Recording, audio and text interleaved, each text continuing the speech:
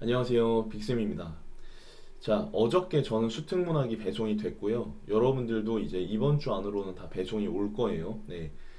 다음 주부터는 3일차, 4일차 요일별 과제로 수특문학을 이제 진행을 하셔야 되는데 그 방법에 대해서 제가 말씀드리기 위한 영상을 좀 켰습니다. 예습 가이드 영상은 이따가 따로 올려드릴 거고 과제 가이드 영상도 이따가 따로 올려드릴 거예요. 자, 그래서 빠르게 수능 특강 문학 작품 어떻게 공부해야 되는지 살펴보도록 합시다. 준비물은 일단 문학 개념어 교재가 한 권 있어야 되고요. 그리고 올해 수특 문학 교재가 있어야 됩니다. 그리고 여러분들 영단어 기록하는 어휘 카드 있죠? 그것도 필요하고요. 연습장과 펜이 필요합니다. 우리 독서 이제 부조도 노트 3권 준비했는데 그 중에 한 권 쓰셔도 됩니다. 자, 하나씩 우리가 살펴보겠습니다. 일단은 제가 수특 개별 작품을 다 강의를 해드릴 거예요. 해설을 해드리긴 할 건데 절대로 먼저 강의나 해설지 매뉴얼을 보지 않는 걸 추천드립니다. 본문을 보다가 뭐 이해가 안 돼서 이런 것들을 빨리 펼쳐보고 싶을 때가 있을 거예요. 근데 그거를 참으셔야 됩니다. 왜냐하면 사실은 우리가 EBS에서 보는 그 작품 부분 있죠. 그게 평가원에 그대로 안 나옵니다. 원칙이 정해져 있어요. 뭐냐면 수록되어 있는 부분 나머지 비수록 부분으로 출제를 하게끔 원칙이 되어 있기 때문에 사실은 작품이 연계 출제가 되더라 하더라도 여러분들 그 부분이 아니라 다른 부분이 나오기 때문에 어떻게 본다면은 생소한 부분을 생소한 작품으로 받아들일 수 있는 여지가 있는 거예요. 그래서 그렇게 하지 말고 내신처럼 공부하지 말고 감상 능력과 분석 능력을 키울 수 있도록 여러분들이 준비를 하셔야 되는 거예요. 자, 그래서 이렇게 하셔야 되는데, 근데 쌤, 저는 문학이 너무너무 약해요. 그런 경우에는 지문이랑 문제를 보지 말고, 자, EBS 문학 본교재 뒤에 분건되어 있는 정답과 해설지가 있죠. 거기에 보시면 전체 줄거리 말고 해제 부분이 있어. 해제 부분. 이 해제 부분을 참고해서 1회독을 먼저 쳐주시면 돼. 방법은 어떻게 하느냐? 해제만 먼저 쭈르륵 읽고 1회독을 쳐주셔도 되고 해제 읽고 작품 분석 들어가도 돼. 무슨 말인지 아시겠죠? 그거는 스타일대로 하시고 다만 이제 그 일주일 동안 어떤 분량을 해야 되는지는 제가 그 메이커 리절츠라는 프린트 알죠? 그 프린트를 통해서 수업 시간에 공지를 할 예정입니다. 자, 일단 해제를 어떻게 분석을 해야 되는지, 참고해야 되는지 제가 예시를 보여드릴게요. 일단 이순원의 말을 찾아서라는 작품으로 예시를 보여드릴 건데, 일단 여러분들 주인공이 누군지를 잡아주시고, 자, 주인공이 누군지를 잡아주시고, 그 다음에 얘가 어떤 인간인지를 대충 잡아야 돼. 그리고 이 중학생인 이수호라는 인물을 통해서 작가가 이야기하고 싶어 하는 그 메시지가 뭔지를 우리가 체크해 줘야 되는데, 해제에는 이런 부분들이 한 줄로 나와 있단 말이야. 이수호라는 인물의 유년 시절을 통해 자아 성장의 과정을 보여준다. 그러니까 이 소설은 성장 소설이 되겠지. 이런 식으로 노트에 분석하기 전에 포인트를 좀 써줘봐. 중학생 시절 수호는 그러니까 집안 어른들의 일방적인 결정에 따라서 당숙내 양자가 된대. 그러면 얘는 처음에는 자기 의지와 상관없이 당숙의 양자가 된 거지, 그치? 양자가 된 거야. 양자가 뭔지는 알지? 부모님이 안 계신 친구들이 새로운 부모님 밑으로 들어가는 거야, 아들로. 이게 이제 양자인데, 어쨌든 이때 모르는 어미 같은 경우도 어떻게 처리해야 되는지 내가 곧 알려줄게. 어쨌든 이제 당숙의 양자로 들어가는데, 사실은 이 당숙을 아버지라고 쉽게 부를 수가 있겠어? 그럴 수가 없겠지. 이 소설의 이수호도 마찬가지였어. 처음에는 노새, 당나귀를 끄는 당숙이 몹시 부끄러워서. 근데 사실 당나귀를 안 끌더라도 당숙을 아버지라고 부르기가 쉽지가 않을 텐데 이 당숙은 어떤 사람이었냐면 당나귀를 끄는 사람이었단 말이야. 어렸을 때 그런 경우 있잖아. 우리가 소설이나 드라마 같은 데 보면은 뭐 부모님이 뭐 조금 부끄러운 직업이라는 거 없어 세상에. 근데 이제 아이들 같은 경우에 뭐 예를 들어서 뭐 어떤 직업군에 계신 분들이 아버지로 이제 배역이 설정될 거 아니야. 그럼 막 좀 부끄러워하는 장면들 많이 봤잖아. 이것도 그런 거라고 생각하면 돼. 그래서 이 이소라는 인물이 노새를 끄는 당숙이 몹시 부끄러워서 양자가 되길 거부한다고 했는데, 이 어떤 행위에 대한 원인 있지, 원인이 되는 감정, 이건 되게 중요한 거거든. 그래서 얘가 양자가 되길 처음에 거부를 하는데, 그 거부 원인이 뭐냐면 부끄러움의 감정이라는 거지. 부끄러움의 감정. 그래서 이런 것들은 분석하기 전에 해제를 여러분들이 보면서 조금 포인트를 잡아보는 걸 추천해. 이런 식으로 간단하게 조금 더 해볼까? 조금 더 해보면 결국에 이 친구는 당숙을 아버지라고 부르게 되고 양자로 들어가지만, 사실은 근본적으로 아버지와 아들의 관계를 인정한 것은 아니래. 자, 그래서 아버지로 인정을 하진 않았다. 그럼 도대체 왜 인정을 하지 않았는가?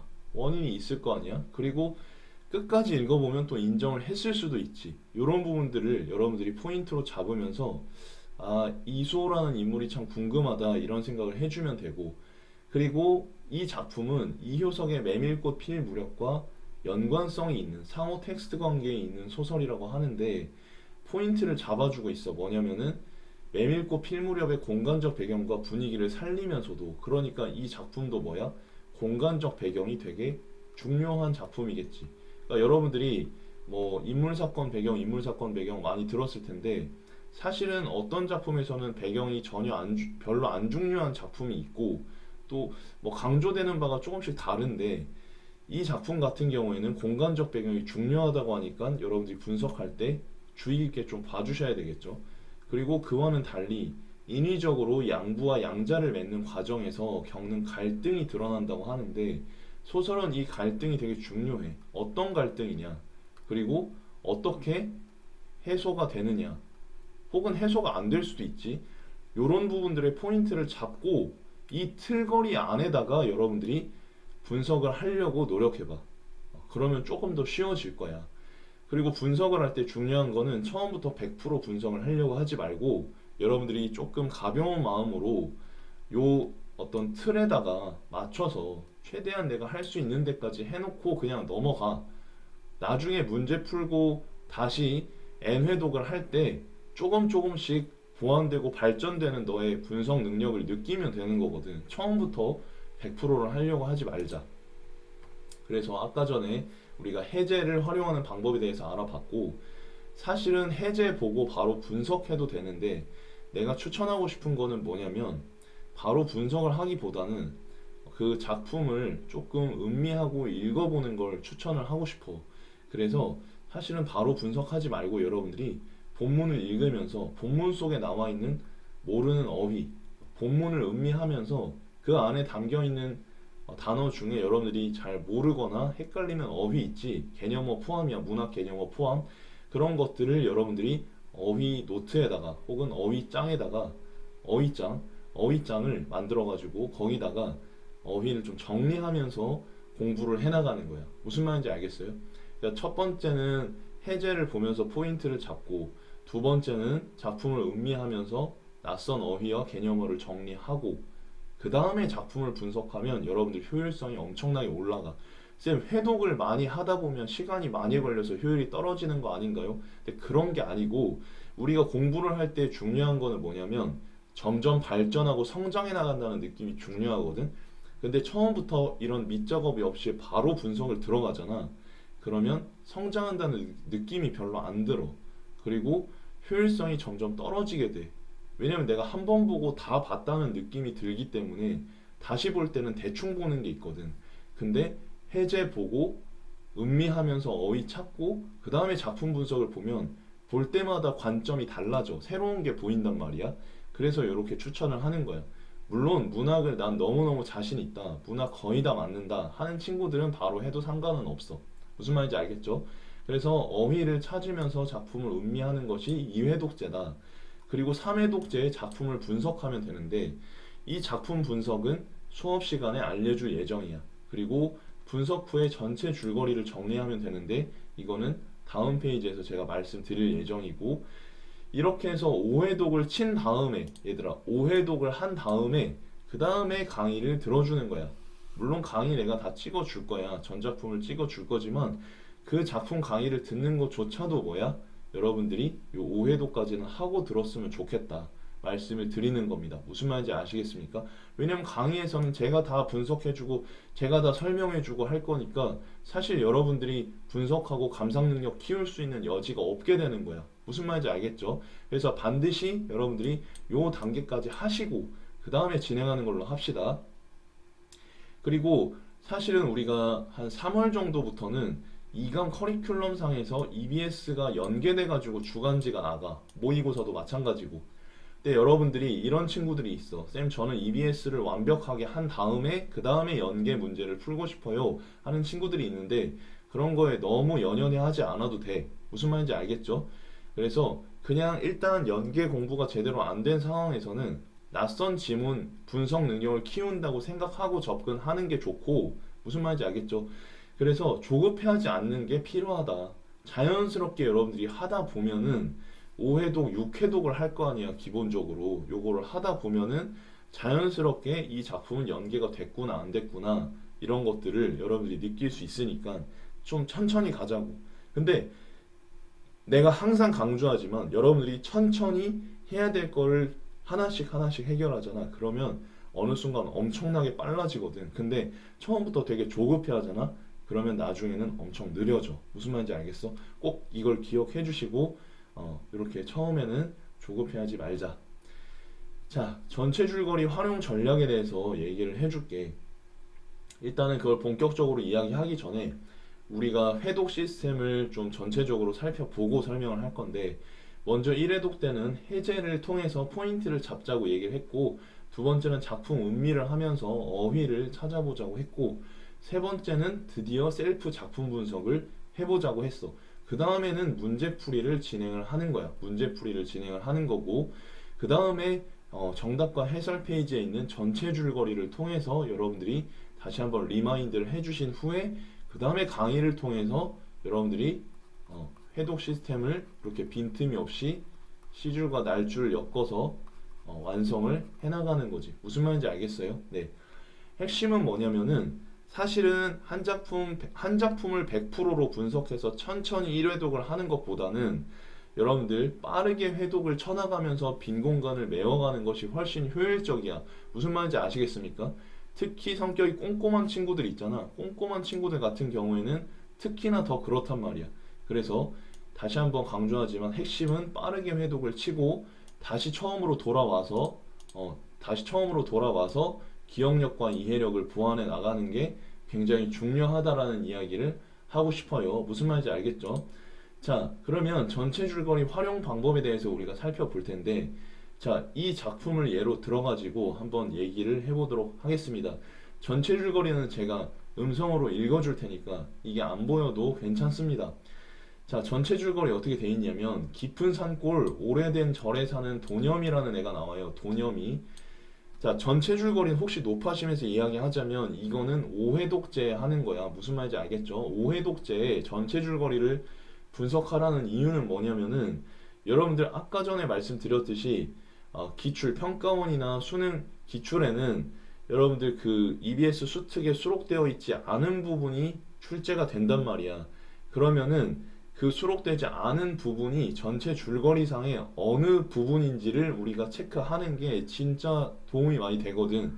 그래서 우리가 전체 줄거리를 미리 파악을 해가지고 낯선 부분이 나오더라도, 평가원에선 분명히 연계 지문이라고 출제를 했지만 수록된 부분이 아닌 게 출제가 되면 우리 입장에서는 그게 낯선 작품이나 마찬가지이기 때문에 그런 것들을 방지하기 위해서 전체 줄거리를 머릿속에 넣어놓고 낯선 부분이 나오면 우리 연계 작품의 전체 줄거리 속에 어떤 부분이구나를 우리가 체크하고 들어가자는 거지. 어차피 그 작품 속에 나오는 인물들이나 메인스트림이나 흐름 같은 거는 똑같기 때문에 여러분들이 적용을 하실 수가 있다는 거야. 그런데 수록 작품만 달달달하고 전체 줄거리나 전체 구조도를 잡지 않고 있으면 어떻게 돼?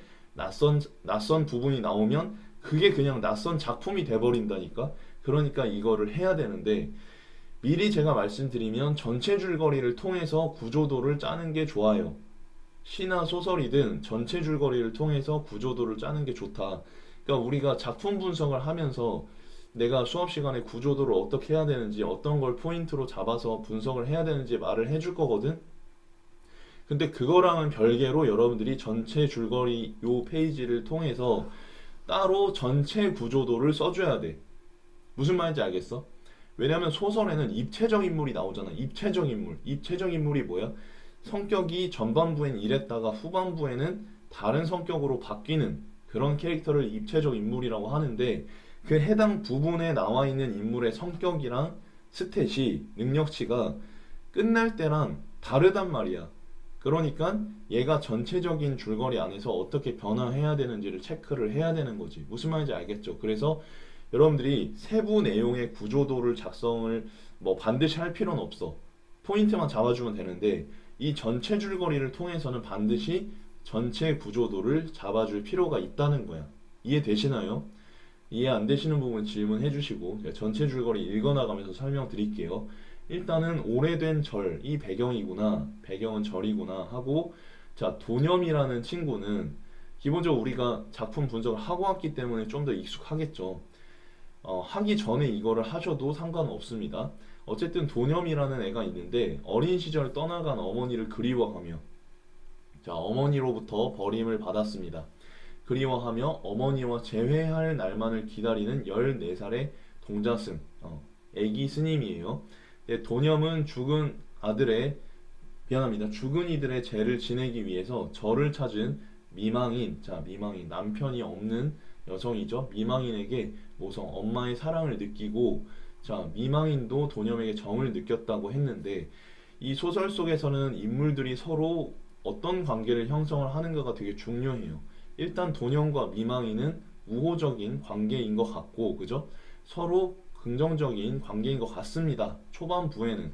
왜냐하면 도념이도 그 미망인에게 엄마의 사랑을 느끼고 있고, 미망인도 도념에게 약간 아들의 사랑을 느끼고 있어요. 아들에게 주는 그런 정을 느끼고 있기 때문에 서로 좋은 관계예요. 일단 전반부에는. 그래서 전반부에는 뭐 긍정적인 관계였다, 이렇게 분석을 해주시면 돼요. 그래서 입양을 하려고 하는데, 하지만 이 주지 스님께서 도념의 부모가 쌓은 죄업으로 인해, 자, 이 죄업이 뭔지를 우리가 본문에서 찾아야 되는 거예요.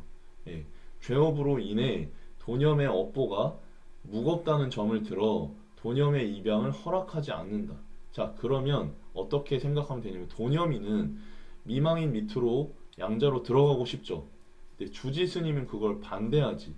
그러면 도념이와 주지 스님 간의 갈등이 예상되지. 이렇게 잡아주시면 되는 거고, 만약에 본문을 읽고 왔다고 하면은 이건 너무나 당연하게 나오는 거니까 간단하게 구조도 해주시면 됩니다. 쌤, 저는 다 아니까 구조도 안 하면 안 되나요? 그러지 말고 꼭 해놔. 엔간하면 나중에 복습할 때 효율성을 엄청 올려준단 말이야. 자, 미망인의 끈질긴 설득으로 주지도 마음을 돌리려고 해. 자, 주지도 꽉 막힌 캐릭터는 아니야. 돌리려고는 하는데 사건이 있어. 도념이 다시 만날 어머니를 위해, 이 다시 만날 어머니라는 건 미망인이 아니라 도념의 친엄마야. 친엄마. 친엄마를 위해서 토끼를 잡아가지고 목도리를 만들었는데, 사실은 불교 입장에서는 토끼를 잡는다는 것 자체가 살생이지, 그지? 그래서 이 토끼를 잡는 행위는 주지 스님 입장에선 부정적인 거야. 도념이 입장에선 긍정적인 거야. 그러니까 인물의 입장별로 어떤 소재가 긍정일 수도 있고 부정일 수도 있는데, 그런 부분들은 여러분들이 잘 체크를 해야 돼. 그래서 토끼 목도리에 도념 입장에서는 긍정이야. 근데 주지 입장에서는 부정이다. 이런 것도 우리가 구조도로 추가를 해볼 수가 있겠고, 어쨌든 주지 스님이 반대를 해가지고, 그죠? 도념의 입양은 좌절이 됩니다. 그러면 도념과 주지 스님의 갈등은 더 격화될 수가 있겠고, 그 과정 속에서 어떤 일들이 있었는지를 우리가 확인을 해주면 되겠지. 하지만 도념은 저를 떠나기로 한 마음을 꺾지 않고, 사실 주지 스님이 도념이를 안 보내려고 그러는 것 같아. 본문을 읽어보면 아시겠지만 약간 일종의 가스라이팅 같은 게 지속되거든요. 근데 그거를 막 우리식으로 하면 가스라이팅이지만 주지 스님 입장에서는 진짜 도념을 생각하는 걸 거야. 어쨌든 이런 부분도 생각을 해주시고, 도념이는 어쨌든 주지 스님의 그런 만류에도 불구하고 이 절을 떠나기 위해서 결심을 해. 결국은 절을 떠나면서 작품이 끝나. 자, 그래서 이 전체 구조도를 통해서 우리는 중요한 소재에 대한 의미를 다시 한번 파악을 해볼 수가 있고, 그죠? 이 토끼 목도리의 기능에 대해서도 한번 생각을 해볼 수가 있을 거야. 도념 입장에서는 친엄마한테 자신의 마음을 전달해주기 위한 매개체 역할을 해줄 수가 있을 것이고, 주지 스님 입장에서는 도념의 출가를 막아야만 하는 어떤 그런 매개체의 기능을 한다고 볼 수가 있겠지. 이런 식으로 여러분들이 소재의 기능을 체크를 해주시면 돼. 그리고 이 구조도를 작성하면서 여러분들이 또 해주셔야 되는 부분들은 문학 개념어를 적용을 해보는 거야. 방금 전에 우리는 분석을 할 때 딱히 문학 개념어를 적용하지 않았어. 그런데 요즘 트렌드에서는 객관식 선지에 문학 개념어가 빠바박 박혀 있단 말이야. 그거를 빨리 해석을 잘 하고 적용을 하느냐 못하느냐가 문학에서 시간을 단축하냐 못하느냐 이 포인트가 돼. 사실 문학에서 우리가 많이 실점을 하면 안 돼. 문학은 우리의 전략 과목인데 다 맞게 해줄 거지만 중요한 거는 시간이 많이 걸리냐 적게 걸리냐거든. 근데 적게 걸리기 위해서는 이 문학 개념을 평상시에 되게 익숙하게 만들어 놔야 되는 거야. 특히 도념과 미망인은 어떤 문학 개념을 적용시킬 수 있을까? 바로 입체적 인물이라는 개념어를 적용시킬 수가 있겠지. 왜냐? 도념이 같은 경우에는 예전에는 주지 스님한테 되게 순종적인 인물이었지만 최종적으로는 출가를 하는 인물로 변화가 되니까 입체적 인물이고, 미망인 같은 경우도 초반에는 도념을 입양시키려고 했지만 나중에는 입양하지 않고 그냥 떠나지. 그래서 입체적인 인물로 볼 수가 있을 거야. 이렇게 잡아보시면 되고, 이때 이 해석이 맞냐 틀리냐 이런 거는 그 다음 문제고, 일단 여러분들께서 좀 자연스럽게 이런 문학 개념어들이 입에서 나올 수 있도록 그렇게 좀 연습을 해보는 게 좋아. 아시겠죠? 그리고 토끼 목도리의 기능이다 그러면 예를 들어서 이게 불교에서의 반하는 행위잖아. 살생이라는 게. 그러니까 사실은 어떤 복선 역할을 해주지. 어떤 복선 역할? 스님과 도념이 갈등을 겪게 될 것임을 암시하는 복선 역할이 된단 말이야. 요런 기능도 우리가 복선이라는 어떤 개념어를 통해서 잡아볼 수가 있는 것이고, 도념과 주지 스님의 갈등의 원인은 뭐냐? 우리가 갈등의 종류를 여러 가지를 배웠어.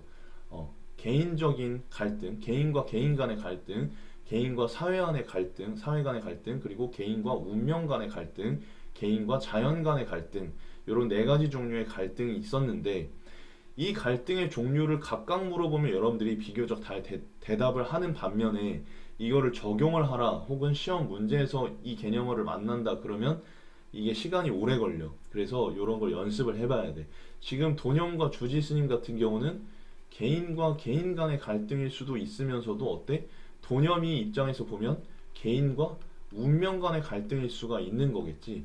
자, 그런데 우리가 어떤 작품을 보다 보면 이 갈등 구조 속에서 승리하는 인물이 있고 패배하는 인물이 있고 승패가 정확히 갈리진 않지만 그 속에서 어떻게든 해나가는 그런 패턴이 나오는데, 지금 도념 같은 경우는 개인과 개인, 주지 스님과의 갈등에서는 일종의 승리를 했다고 우리가 볼 수가 있을 것이고, 근데 이제 불교적인 세계관에서 보면 개인과 운명 간의 갈등에서의 승리를 했는지는 몰라. 그치? 여기서 안 나와. 그냥 이제 저를 떠났다고 하는 걸 승리로 본다면 볼 수도 있겠지만, 어떤 스님이 얘기했던 도념이 갖고 있는 어떤 애군이라든지 이런 것들을 떨쳐냈는지 여부는 안 나오기 때문에 도념이는 그냥 갈등을 이겨내기 위한 주체적인 캐릭터, 요 정도로 우리가 분석을 해볼 수도 있을 거야.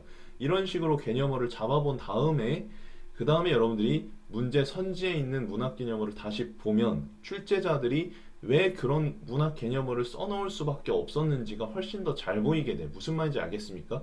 그러니까 사실 강사들이 그냥 강의 때려 넣어 주는 것만 들어서는 여러분들이 근본적인 분석 능력이나 이런 걸 키울 수조차가 없어. 여러분들이 직접 해보셔야 되는 거야.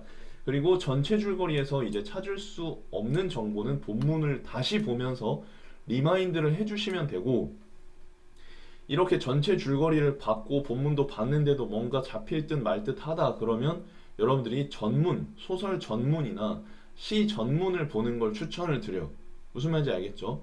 전문을 구해 보시고 만약에 못 구한다 그러면 저한테 말씀 주시면 제가 구해 드릴 테니까 말씀해 주시고요.